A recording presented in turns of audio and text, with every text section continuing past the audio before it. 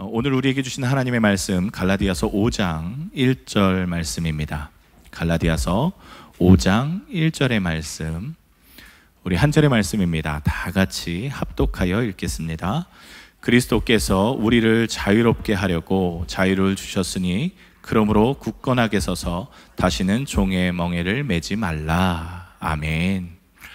오늘 말씀이 왜 갈라디아서의 본문을 잡았냐면 사도 바울이 교회에게 보내는 첫 번째 서신이 갈라디아서입니다.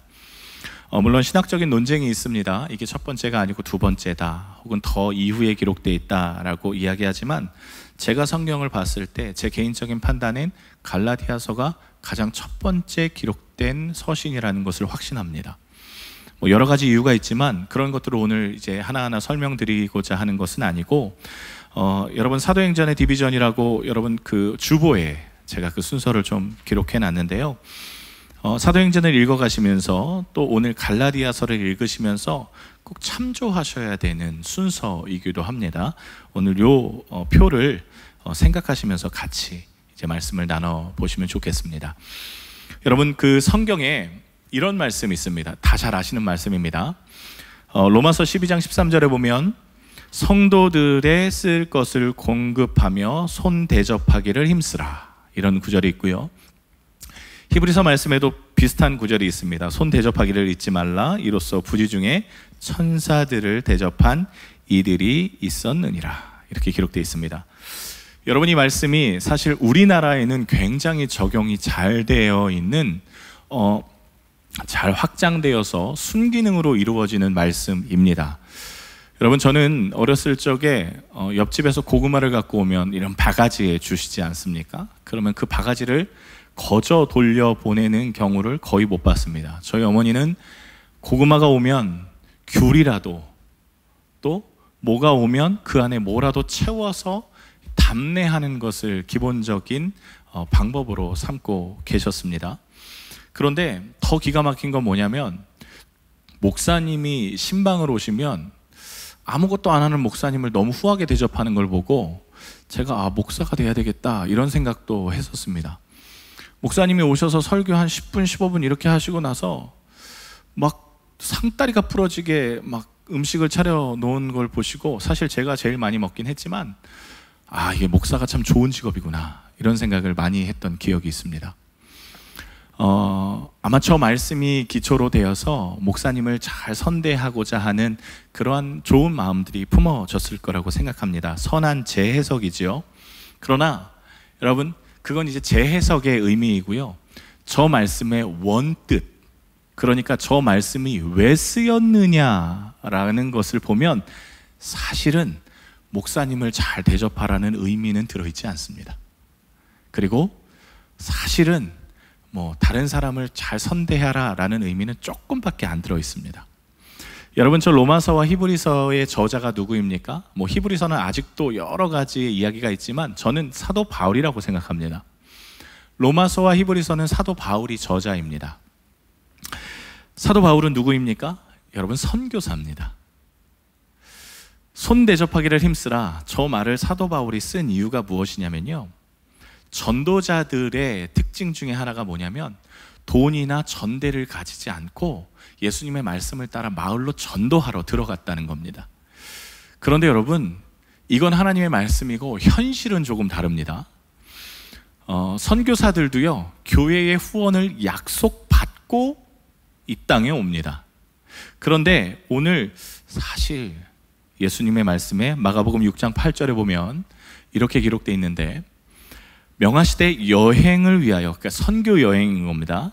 여행을 위하여 지팡이 외에는 양식이나 배낭이나 전대의 돈이나 아무것도 가지지 말며, 그러니까 오직 하나님만을 의지하는 선교를 해라, 그런 말씀을 하고 있지요. 그러니 이 현실적인 문제에 전도자들이 부딪힙니다. 당장 오늘 먹을 것이 없는데 여러분 어떻게 복음 전도를 하겠습니까? 오늘 그 복음 전도자에게, 선교사에게 복음을 지속할 수 있도록 돕는 동역자가 되라 라고 하는 말씀이 로마서와 히브리서의 말씀에 기록되어 있는 겁니다.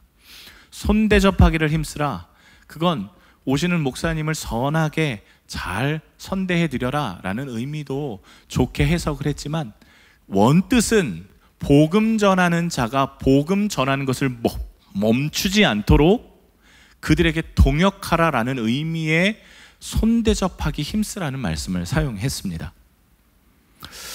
어제 옹기장이 찬양 선교단이 와서 여기서 열심히 찬양을 하고 또 하나님이 주신 은혜를 나누었습니다. 저는 이제 옹기장이 찬양단이라고 안 하고 옹기장이 선교단이 정식 명칭이어서 참 감사했습니다. 이분들이 세계 곳곳을 다니며 찬양으로 하나님의 말씀을 전하더군요. 그런데 제 속으로 내심 무슨 걱정을 했냐면, 이분들의 저녁 식사를 어떻게 할까를 고민합니다. 왜냐하면 우리 교회에 오셨고 또 오늘 저녁도 우리 교회에 오실 거기 때문에 이분이 주무시는 것들, 드시는 것들, 이런 걸 걱정을 안 할 수가 없죠. 고민하고 있었습니다. 그런데 감사하게도 우리 문대기 장로님께서 봉투를 주시면서, 목사님 이걸로 이분들 대접하시면 좋겠습니다, 이러고 내주시는 거예요. 또 우리 고동구 강은미 권사님께서, 목사님 내일은 저희가 하겠습니다. 어떤 예화를 드리고 싶었는지 고민하고 있다가 이게 정확히 손대접하는 겁니다.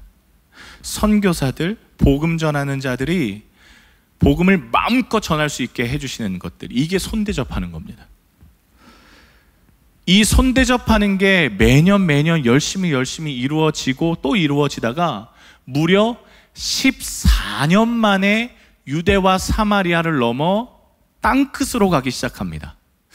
우리가 사도행전을 읽을 때 여러분 원래 13장에 이제 땅끝으로 복음이 넘어가는 순간이거든요.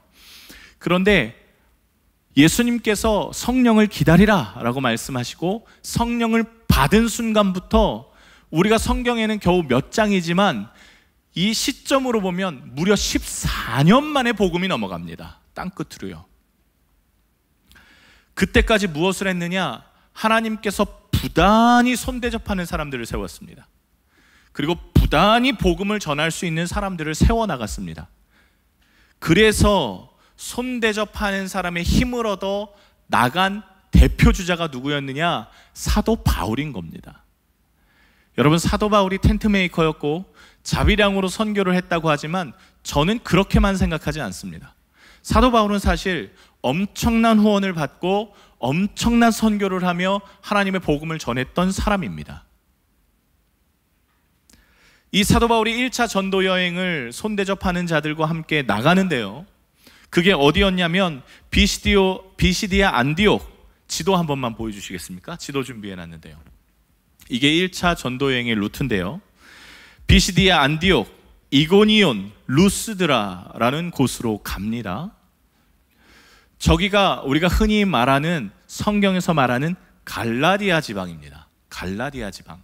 그리고 오늘 우리가 읽은 갈라디아서가 저 지방에 보내는 편지입니다. 성경을 읽어보셔서 아시겠지만 또 이번 주에 카톡으로 갈라디아서를 한번 읽어보시면 좋겠습니다 하고 말씀드려서 다 읽어오셨겠지만, 다 읽어오셨죠? 그죠? 네.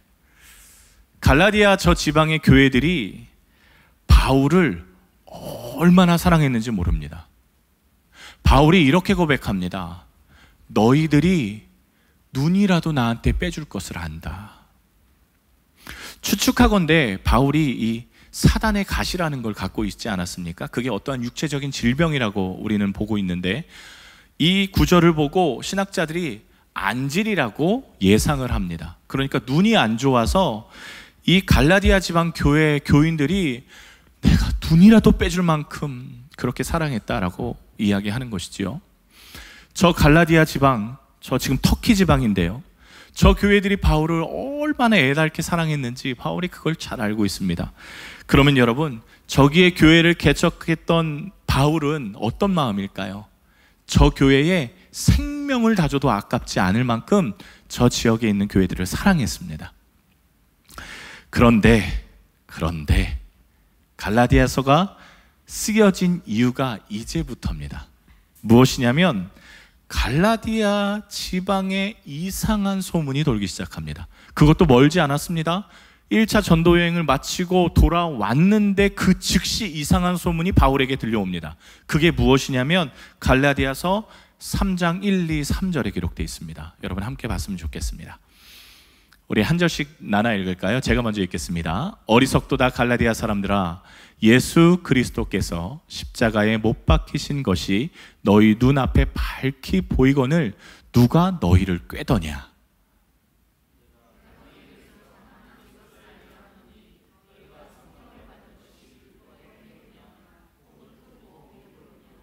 함께 읽겠습니다. 너희가 이같이 어리석으냐? 성령으로 시작하였다가 이제는 육체로 마치겠느냐? 1절 다시 한번 보여주시면, 누군가 갈라디아 교회에 은밀히 들어와서 갈라디아 교인들을 미혹하기 시작했습니다. 그리고 그들에게 있는 예수로 말미암는 믿음이 아니라 다른 믿음을 조금씩 주입하기 시작했습니다. 여러분, 갈라디아 교회가 10년, 20년, 100년의 역사를 자랑하는 교회가 아니었습니다. 이제 기껏 1년이 안 된 신생교회였거든요.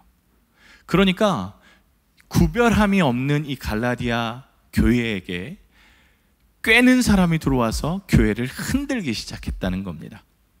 그게 누구였느냐? 2장 4절에 보면요, 거짓 형제들이라고 표현되어 있는데 이게 전혀 관련이 없는 사람이 아니라 형제들이라고 표현되어 있는 것을 볼 때, 또 사도행전에 일어난 일을 볼 때 누구였냐면 이방 그리스도인들을 꿰는 누구입니까? 여러분, 계속 사실 제가 사도행전 하면서 말씀드렸는데 누구라고 생각하십니까? 유대 그리스도인들이었습니다. 참, 유대 그리스도인들 계속 등장하지 않습니까? 이들의 주장이 사실 굉장히 설득력이 있었던 것 같습니다. 여러분, 기브앤테이크 아니겠습니까? 아까 말씀드렸듯이 고구마를 주면 귤을 받는 것처럼 주면 받는 게 당연한 겁니다. 도리이지요. 상식적으로 생각해 봐도 세상에 공짜가 없는데 믿는다고 구원을 받느냐라고 물어봤을 때 이들이 어떻게 반응했을까요? 믿음으로만 구원받는다, 믿기만 하면 구원받는다, 거저 주셨다, 선물로 주셨다라는 바울의 이 이신칭의의 이 복음을 흔들어 놓기 시작했는데, 믿음도 있어야 하지만 하나님의 백성이라면 하나님의 말씀도 붙들어야지, 율법을 받아야지, 할례를 받아야지, 그렇게 갈라디아 교회를 쥐어 흔듭니다. 너무나 사랑했던 교회라고 말씀드리지 않았습니까? 갈라디아 교회가. 그런데 이 사랑했던 교회가 한순간에 낮아빠지는 것을 보고 바울이 분노가 치밀었습니다.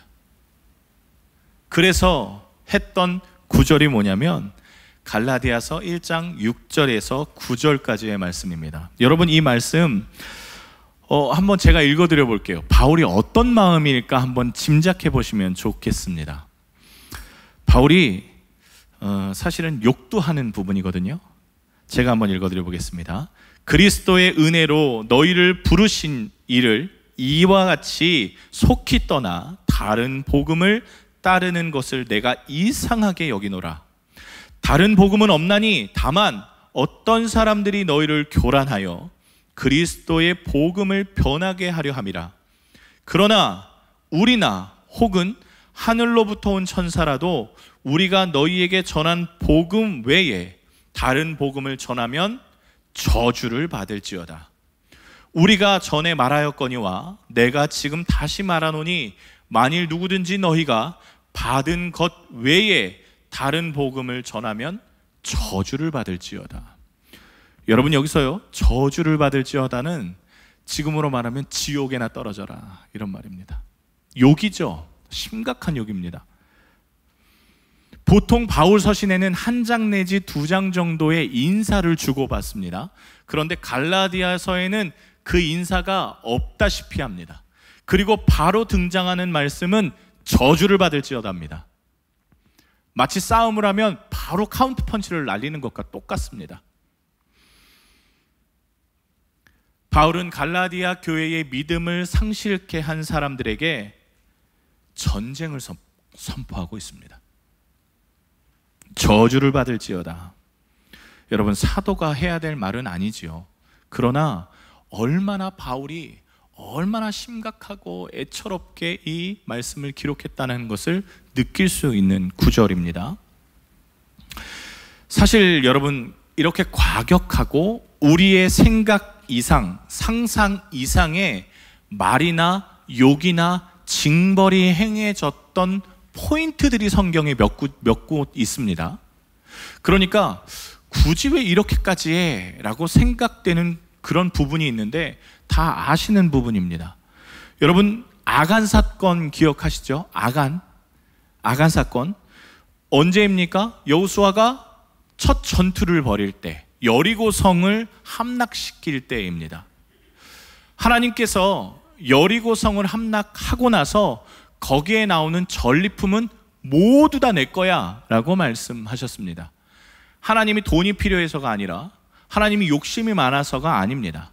이건 무슨 의미냐면 지금부터 허락되어질 모든 가나안 땅의 정복 전쟁이 내가 하는 것이라는 상징성을 갖고 시작하신 겁니다.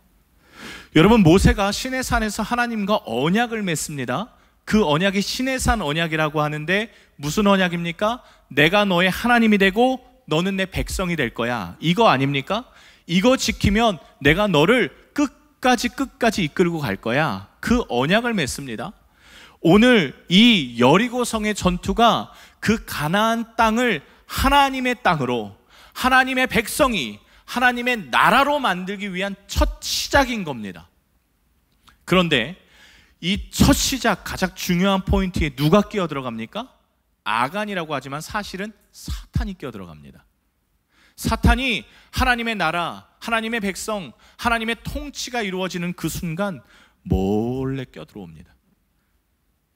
그 대표적인 사건이 이 여리고 정복 사건이고, 하나님이 철저하게 이스라엘을 징벌하십니다. 그런데 아간만 죽이시면 됐지 누구까지 다 어려움을 당합니까? 이스라엘 백성 전체가 다 어려움을 당합니다. 왜요? 왜 하나님이 왜 그렇게까지 하십니까? 비슷한 부분이 또 있습니다. 아나니아와 삽비라. 초대교회에 막 이제 시작하는 부분이었습니다. 교회가 세워지는 때였습니다. 여러분, 교회는요, 하나님의 말씀으로 세워지는 겁니다. 하나님의 은혜로 세워지는 것이 교회 아니겠습니까?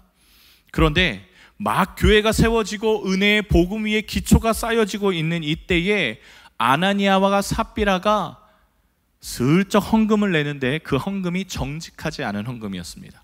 아니, 이렇게 표현하면 조금 이상하긴 하지만 자신의 밭을 팔아 일부만 가지고 왔습니다. 여러분, 일전에도 설교를 드렸지만 여러분, 밭을 팔아서 일부만 가지고 와도 그게 어딥니까? 그런데 그게 포인트가 아니라 뭐가 포인트였냐면, 사단이 교회의 기초를 놓는 그 가장 중요한 포인트에 뭘 또 쓱 껴놓고 있는 겁니까? 욕심이라는 걸 껴놓고 있는 겁니다. 돈을 껴놓고 있는 겁니다. 교회를 마치 돈으로 세우는 것처럼 그렇게 포장을 하고 있었던 겁니다. 하나님이 어떻게 합니까? 그 자리에서 아나니아와 삽비라를 죽이십니다. 철저하게 징벌하시죠. 아니, 헌금 좀 들랬다고 뭐 이렇게 죽이기까지 하나 싶었지만 사실 헌금의 문제가 아니라는 것이죠. 오늘도 마찬가지입니다. 갈라디아서 시작부터 저주를 받을지어다 그렇게 선포하는 것은 이 문제가 하나님이 가장 핵심적으로 보시는 포인트가 있다는 겁니다.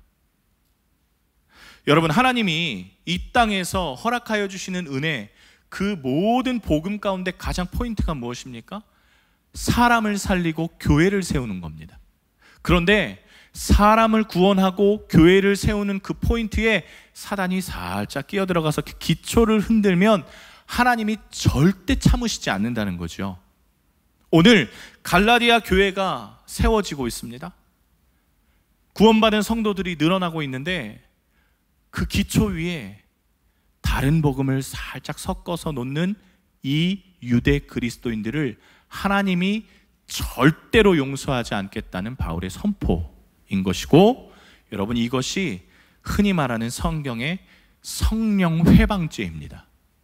하나님의 복음을 흐리는 것, 교회의 기초를 흔드는 것, 하나님의 마음 가운데에 있는 것들, 그것을 가리는 것. 그만큼 하나님은요, 사람의 구원과 교회 공동체가 복음에 무장하는 것에 관심이 있고 하나님의 열심의 포인트가 여기에 있습니다. 지금 갈라디아 교회의 믿음이 무너지고 정체성이 흐려지는 이 상황 가운데 여러분 한번 보십시오. 다른 복음을 전하는 사람들이 갈라디아 교회에 들어와서 어떻게 교회를 변질시켜 놨는지 말씀에 기록되어 있습니다. 여러분 5장 4절의 말씀 보시면요, 이들이 그냥 대놓고 예수가 아니라 율법을 믿어라 그렇게 이야기하지 않았습니다. 몰래 들어와서는 율법 안에서 의롭다함을 얻으려고 하는 자, 율법 안에서, 그러니까 그리스도 예수 안에서 우리에게 의가 있는데 그게 아니라 그것도 있지만 율법 안에서도 의가 있어, 이렇게 이야기하면서 이들을 꿰어냅니다. 이들의 주장은요 상당히 간단합니다.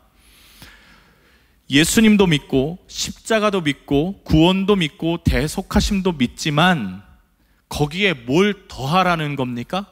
할례도 더해야 되고 율법도 더해야 되고 절기도 더하면 된다는 겁니다.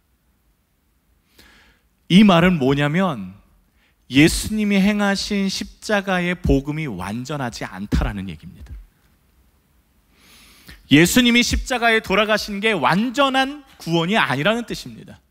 이들이 그렇게 전하고 있어요. 그리고 이 말이 나름 설득력도 있습니다. 하지만 이들의 주장의 문제는 그저 율법을 지키라는 데 포인트가 있지 않다는 겁니다. 저기에 감춰진 것이 있는데 그게 무엇이냐면요, 여러분 이들의 주장의 숨은 포인트는 구원을 얻는 방법을 하나님께 찾기보다 어디에 찾냐면 사람에게 합리적인 방법으로 찾는다는 게 있습니다. 이들이 가장 많이 주장한 게 뭐였냐면 할례였거든요. 할례. 여러분 이 할례를 받으라라는 의미가 물론 하나님의 거룩한 백성의 표시라서 좋다라고 여겨지지만 그렇게만 본 것이 아닙니다. 이들의 주장은요, 할례를 행함으로 이방인들이 유대인이 된다라고 주장했습니다. 이방인이 유대인이 된다라고 주장하는 건 거기에 무슨 뜻이 있느냐? 유대인에게만 구원이 있다라는 뜻이 있습니다. 여러분 하나님의 말씀 가운데 천지 창조 가운데서도 기록되어 있는 하나님의 목적은 만민 구원입니다. 모든 사람이 구원입니다. 그런데 유대 그리스도인들은 계속 할례를 받으라 라고 이야기하는 건 유대인에게만 구원이 있다라는 주장을 여전히 펼치고 있는 겁니다. 야, 니들이 무슨 구원을 알아? 니들이 무슨 구원을 받을 수 있는 존재야? 하며 자신들만 구원을 독식하는 그런 일이었다는 것이죠. 하나님의 만민을 구원하고자 하는 열정을 이 유대 그리스도인들은 외면해 버립니다. 그리고 복음을 소유물처럼 여겨버립니다. 율법 지켜, 그럼 우리에게 있는 구원이 너에게도 임할 거야. 마치 자기가 주는 것처럼 그렇게 표시를 하죠. 여러분 구원이 무엇입니까? 구원, 누누이 명백히 말씀드렸지만 구원은요 그저 생식기의 표피를 자르는 할례. 지금으로 말하면 여기다가 제가 이번 주에 전사님하고 농담도 했는데 여기다가 요한복음 3장 16절을 이렇게 새기는 겁니다. 그리스도인 뭐 이런 식으로요. 그러면 구원받는다라고 할례를 이야기하고 있는 이 유대인들. 그러나 여러분 그걸로 구원받지 않잖아요. 우린 지금은 다 알고 있습니다. 구원은 하나님과의 관계입니다. 오늘 내가 믿음으로 하나님과의 자녀가 되는 관계가 형성됐다면 하나님 제가 이 땅 가운데서 주님의 자녀로 넉넉히 하나님의 장성한 분량에 이르겠습니다. 결단하며 하나님의 자녀로 살아가는 것이 구원입니다. 그런데 여러분 이 할례 율법이 얼마나 좋은 줄 아십니까? 여기다가 그리스도인 이라고 새겨서 구원받으면 얼마나 좋습니까? 여러분, 놀이공원 가면 예전에 이렇게 도장 찍어 줬는데요, 지금은 팔찌를 채워주죠. 있는 사람만 놀이공원 들어가는 겁니다. 도장 찍힌 사람만 놀이공원 들어가는 거고요. 얼마나 겉으로 표시나고 좋습니까? 나 이거 있어 하고 들어가는 겁니다. 그럼 없는 사람은 못 들어가는 거고요. 여러분, 여기에 유대인들이 말하는 이 율법으로 구원받는다는 말에 뭐가 포함되어 있냐면 이기주의가 포함되어 있습니다. 편의주의도 들어가 있습니다. 이렇게 간단히 구원받는 방법이 있어, 이렇게 우리만 구원받는 거야 하고요. 바울이 이런 주장에 반대합니다. 여러분, 갈라디아서 2장 6절의 말씀에 보면, 여러분 한번 보실까요? 하나님은 사람을 외모로 취하지 아니하시나니. 이 말씀이 사실은 사무엘상 16장 7절에 기초한 말씀이긴 하지만, 여러분 저 외모가 뭔 줄 아십니까? 할례입니다. 할례. 이렇게 얼굴에 반듯하게 하고 화장하고 멀끔하니 옷 입고 구원받는 게 아니라, 하나님은 할례 받는 걸로 구원을 평가하지 않으신다라고 사도 바울이 얘기하고 있는 저 외모가 할례입니다.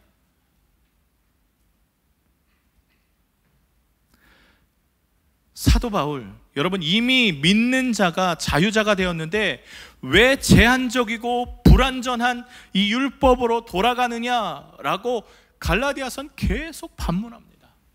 도대체 그놈의 할례가 뭔데? 하나님이 그 벽을 허무신 지가 오랜데 왜 다시 돌아가려고 하느냐? 그리고 그 율법의 불완전성을 뭘로 표시하냐면 3장 24절, 25절의 말씀에 여러분 굉장히 재밌는 표현이 하나가 있죠. 한번 넘겨주시겠습니까? 말씀 기록되어 있습니다. 여러분 함께 읽어볼까요?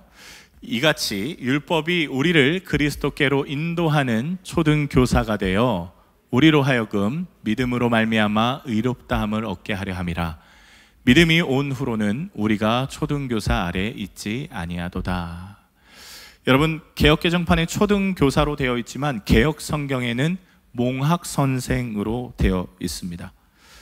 여러분, 몽학선생의 뜻 알고 계십니까?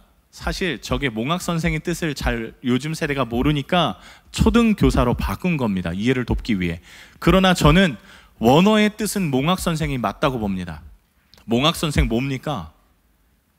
몽학선생, 이게 뭐냐면 여러분, 양반집 아들이 여러분 공부를 열심히 하는 애들도 있지만 서당에 가라 그러면 서당 안 가고 냇가에 가서 고기 잡고 그냥 논두렁에 가서 올챙이 잡고 이런 애들이 있었지 않았습니까? 그러면 어떻게 했냐면 노비 하나를 붙입니다. 그게 몽학선생입니다. 몽학선생이 하는 일이 다른 게 아니라 하는 걸 이렇게 지켜보다가 서당 안 가고 논두렁에 가면 그걸 어떻게 하는 거냐면 양반집 그 아버지한테 가서 일르는 겁니다. 오늘 도련님이 서당에 안 가고 냇가에 갔습니다.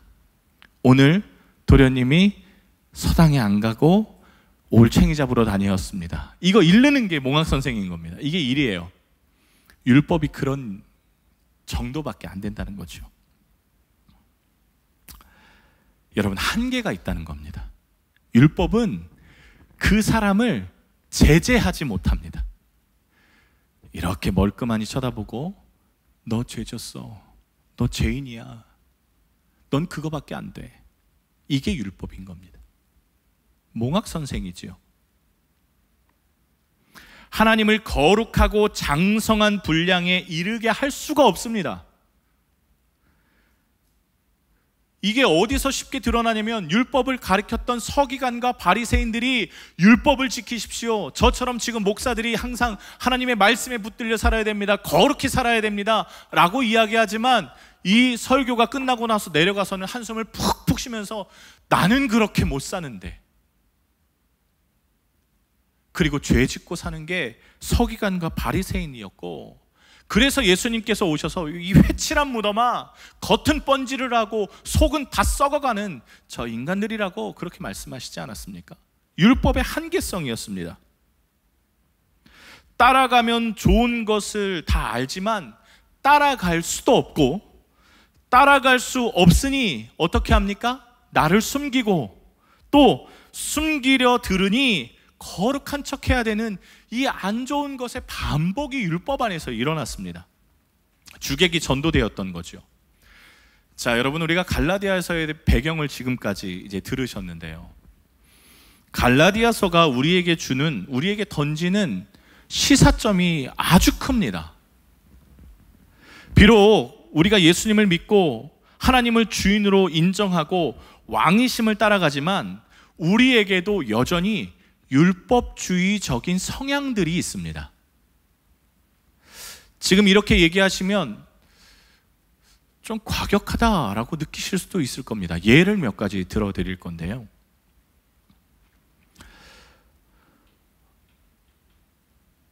유대인이 할례를 행하면 거룩하다라고 판단했던 것처럼 지금 21세기 이 땅의 교회들이, 성도들이 하는 일 중에 있습니다. 이런 것들이. 그게 뭐냐? 여러분, 우리의 거룩성은 아까 말씀드렸듯이 구원은 하나님과 교제함으로 이루어지는 겁니다. 그런데 우리가 하나님과 교제함으로 거룩하다라고 평가하지 않고요, 죄를 짓고 분쟁하고 싸우고 음란해도 이게 겉으로 드러나지만 않으면, 또 멀끔해 보이면 교회 안에서 직분자로 마음껏 세워드립니다. 교회 안에서 성도라고 불리며, 하물며 여러분, 하나님과 교제가 없는데 목사도 될 수 있습니다. 이게 우리 안에 스며 있는 율법주의적인 성향들입니다. 하나님과 깊이 교제하는데도 이 하나님과 깊이 교제하는 사람을 우리는 주의 깊게 보지 않습니다. 오히려 종교적인 행위를 잘 하는 사람을 쳐다보죠. 여러분, 한번 우리의 민낯을, 한번 교회의 민낯을 까볼까요? 여러분, 교회에 헌신하지 않아 보이는 사람을 누가 집사님으로, 권사님으로 추대합니까? 절대 안 합니다.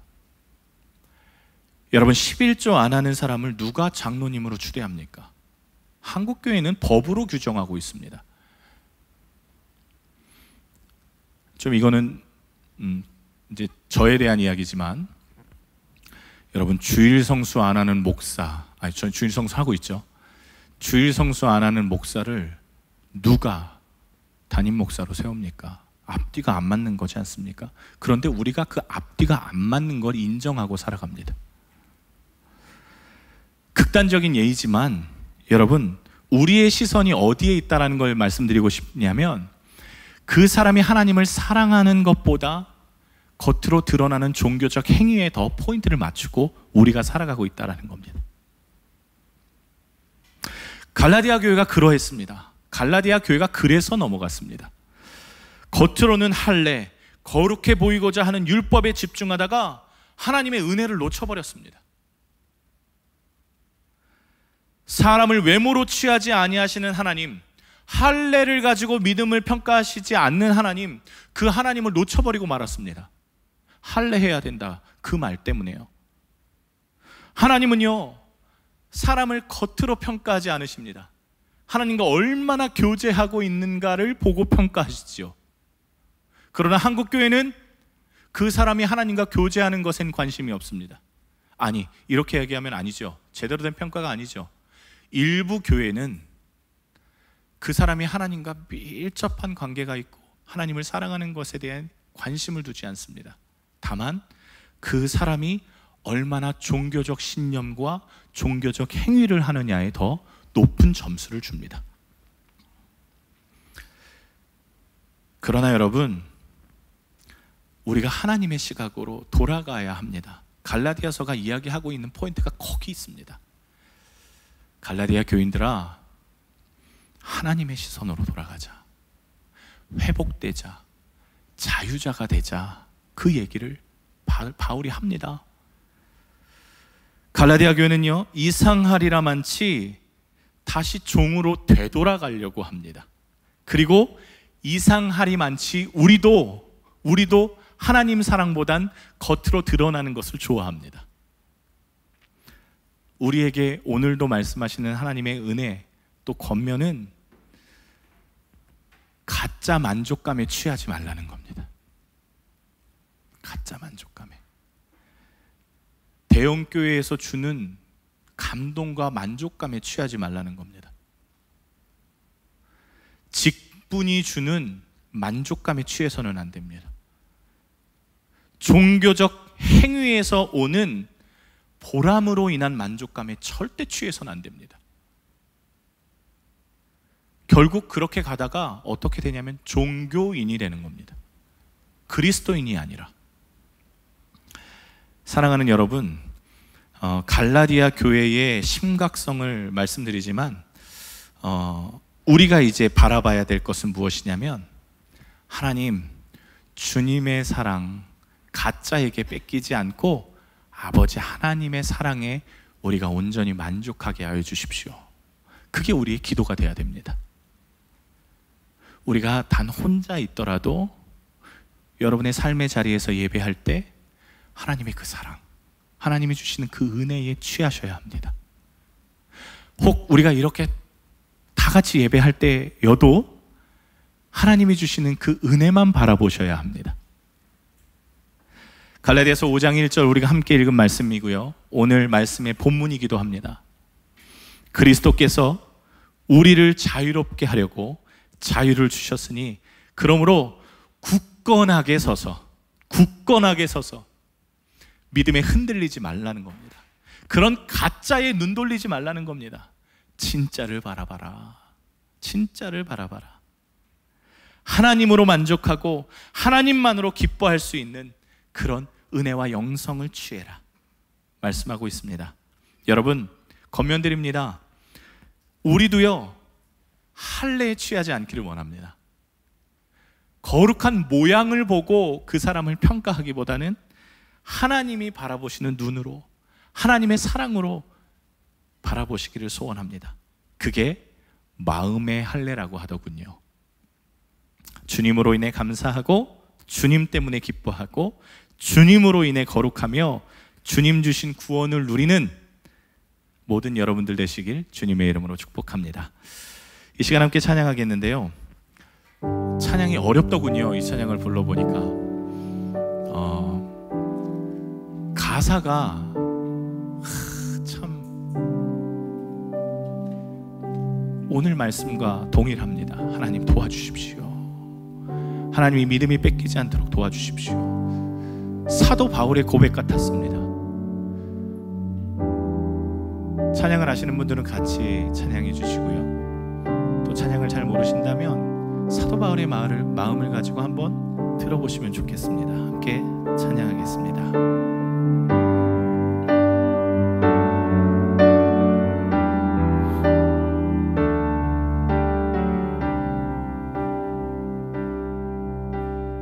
주님을 사랑하는